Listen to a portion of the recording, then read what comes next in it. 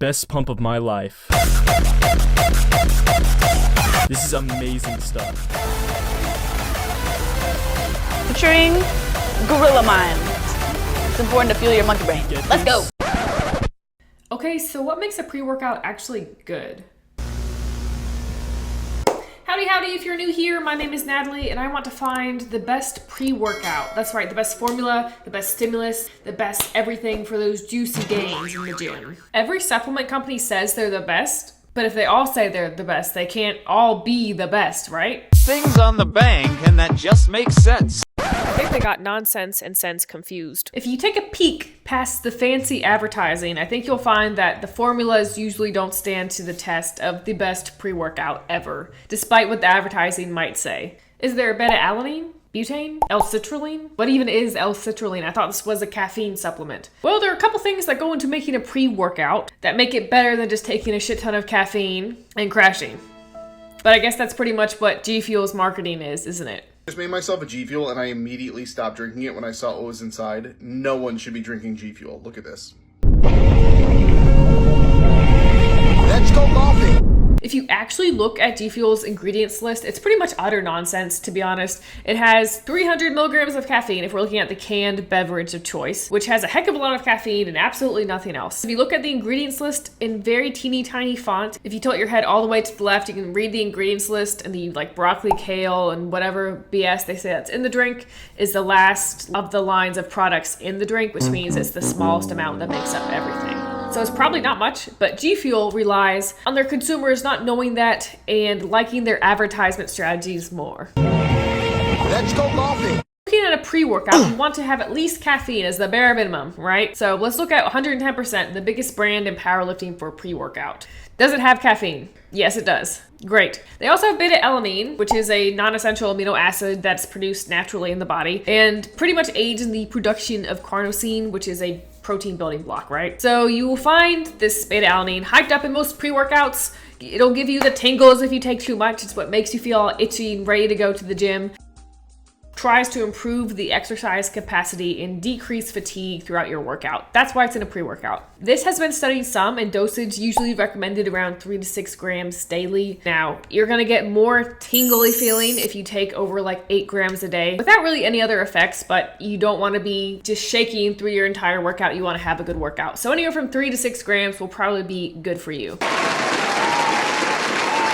Now, this is where you need to look at the dosing, because dosing and price point is pretty much going to determine a good pre-workout. So if we're looking at Buff Chick, they're probably underdosing here. And if we look at Poor, C4 pre-workout can't even enter the chat right now. C4 is so far behind. They're just trying to exist. C4 has the worst pre-workout formula that's open to general consumers, and they're the most popular one at Walmart. I swear to God, every time I go to Walmart, I see someone's dad just buying like 3 tubs of the strawberry flavored C4, even though it's pretty much garbage. It's not pretty much garbage. It is garbage. I will stake my claim there now. I will not take a C4 sponsorship. C4 pretty much has these terrible sport performance blends, energy blends, whatever you want to call this blend. I call them bullshit, where that means they actually aren't disclosing what amount they're using for each product that they put in this blend. So how much taurine is in this product? I have no idea. How much magnesium is in this product? I don't know. I can put my best educated guess forward and guess the minimum legal amount to which they won't get sued. A little bit of product has to be in there, but is it going to be to a dosage to where you have any effect from it? No. Is there any point of having it in the product besides having the name on the label? No, but they probably have this product in there, a very small amount, just to say that they have it so they don't get sued like Bang Energy Drink. That's right. Does anyone remember Bang, the Bang lawsuit, the monster and the Bang clash of the titans of the pre-workout drink industry? Does anyone remember that? Well, if you don't, then Bang claimed to have super creatine in their product when there was not any creatine in their product. Then consumers watched as they paid millions back for their false claims of their product because they claimed to have something to aid your fitness when there was actually nothing in the product besides just caffeine and a bunch of flavors. So most of these supplement companies want you to think they have great ingredients, better pizza, Papa John's. No, wrong commercial. Papa, no. I've had over 40 pizzas in the last 30 days. Most of these supplement companies want you to think they have these great ingredients, when in reality, they don't, and they aren't helping you gain anything extra from their product. Betaine is another ingredient to look for in a pre-workout because it does a couple different things. Now, a study found that betaine supplementation increased power, force, and maintenance of these performance measurers in their study, and these were more apparent in these smaller upper body muscle groups. Again, this is a ingredient that can be used in your pre-workout. It can help increase protein synthesis as well as delay muscle fatigue, but you would want to probably shoot for seeing about 3 grams in your pre-workout dose. Again, dosage is going to make the pre-workout formula. So let's look at another popular product, because that's what we want to do today. We want to peel back those layers of advertising. What's really in the pre-workout? So if we look at something like Total War, I can see there's been a huge push for remarketing here. First of all, why is everything in caps? Stop yelling at me. Let's look at the L-citrulline dosage here. It's okay, a little bit underdosed because you really want, 8 to 12 grams that you're taking daily from your pre-workout. It has been studied and shown to improve some blood flow in the body. For weight training, studies recommend 8 or more grams. So for your pre-workout, probably anywhere from 8 to 12 grams is good enough to look for. But Total War is underdosing us just a little here. So a couple of years ago, Total War was in the hot seat. They were under some pressure. Anyone remember? Anyone know where I'm going with this? But Total War got into trouble because as the supplement industry is so unregulated, the supplements Total War was putting in their pre-workout were illegal. They were banned stimulants. And after a couple of powerlifters started testing positive and people started taking a deeper look at what the ingredients had or what was supposedly listed in this product, they, I guess, reformulated, never really saw a huge apology, but people in the powerlifting community were testing positive at like local meets from just taking this pre-workout and getting bans. And even now in 2023, there are people who are recently getting popped for choosing a pre-workout that's not third-party tested, open ingredient list, or transparent. I don't think paying a little bit more for better quality ingredients and third-party testing to make sure that there's no banned substances is a huge ask of consumers. I'd much rather pay for a better product and get a good product that I know I can rely on and not get banned for, right? Okay, now back to Total War. They have some other stuff in here. Agmatine sulfate. Pretty much no good research on this. It's just probably in there to be in there. And then they have dicaffeine malate, which is aka just a buffered form of caffeine. So if you don't take caffeine on an empty stomach, you'll probably be fine. We want caffeine in our pre-workout, right? How much caffeine do we actually want? Now, research suggests you want probably 3 milligrams of caffeine per kilo of body weight. It's probably the safest bet, but it really depends on your tolerance. Do you take caffeine the first thing you wake up? Do you drink a Monster energy drink at like 5 a.m.? Do you drink one at 8 p.m.? Do you never have a cup of coffee in your life? Where is your tolerance level?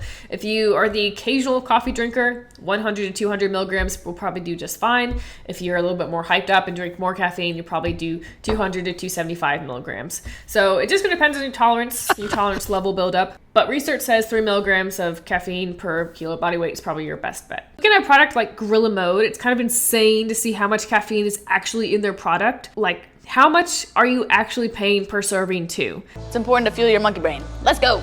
Because one interesting thing about Gorilla Mode, I think it's Gorilla Mind, Gorilla Mode pre-workout. They show you the 1 scoop dosage and then the 2 scoop dosage. So what can you get for 1? What can you get for 2 scoops? So the price per serving goes up a lot if you're gonna take 2 scoops and cut the serving size in half of the bottle, right? So it's $50. So you originally get 40 servings. That's pretty good, okay? But we know we need 8 to 12 grams of L-citrulline to get any stimulus or any effect from it. So it really only makes sense to do 2 scoops here. And we may also have a higher tolerance for caffeine. So we might as well just go ahead and do 2 scoops too and do like 300 milligrams of caffeine. So now you're paying $50 for 20 servings. Not even looking at the other dosage that's in here. So no matter how much you love Muscle Mommy Lean Beef Patty, trust me, I love her too. Might not be the best formulated pre-workout for you if you're going to take that 1 scoop.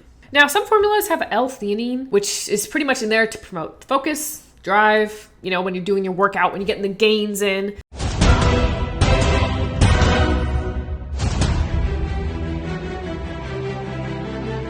So some will have it, some won't have it. I don't think it's an absolute necessary part of the product, but if you're gonna have it in, you better have it dosed right. So it might help you keep those jittery feelings away when you have the caffeine. Not a definite dose based on the literature I was able to research, but somewhere between 50 to 200 milligrams would probably suffice in a pre-workout. So this is the nitty gritty of the ingredients list, right? This is a couple things on there. Some companies will throw on more, some will throw on less. C4 is just trying to survive. Let's talk about like the actual cost of pre-workout, because if you want to save $1, you don't need to break your bank for pre-workout. Something like C4 is super cheap, but there's literally nothing in there. You could just go buy $8 of instant coffee and drink that for a month before you go lift, and you'll get the exact same effect as C4.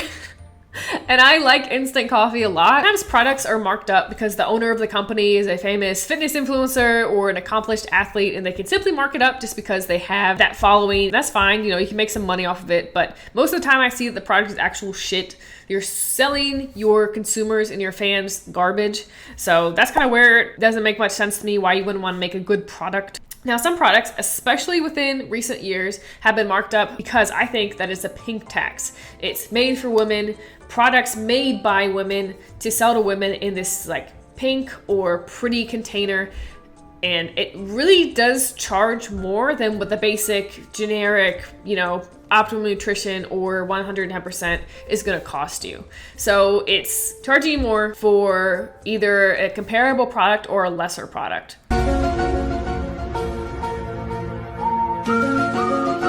Now, I'll check my biases at the door. If you've watched any of my other videos, you know that I am sponsored by 110%. Now, I know I haven't said anything for the last 30 minutes about this, but that's because I want to look at the actual nutrition label and just compare. There are good brands that have great formulas, but you need to take 30 seconds of your day and scan through those formulas, see if they're third-party tested. Do you have L-Citrulline, Beta-Alanine? Is it correctly dosed? It should take 10 seconds to read over the nutrition label.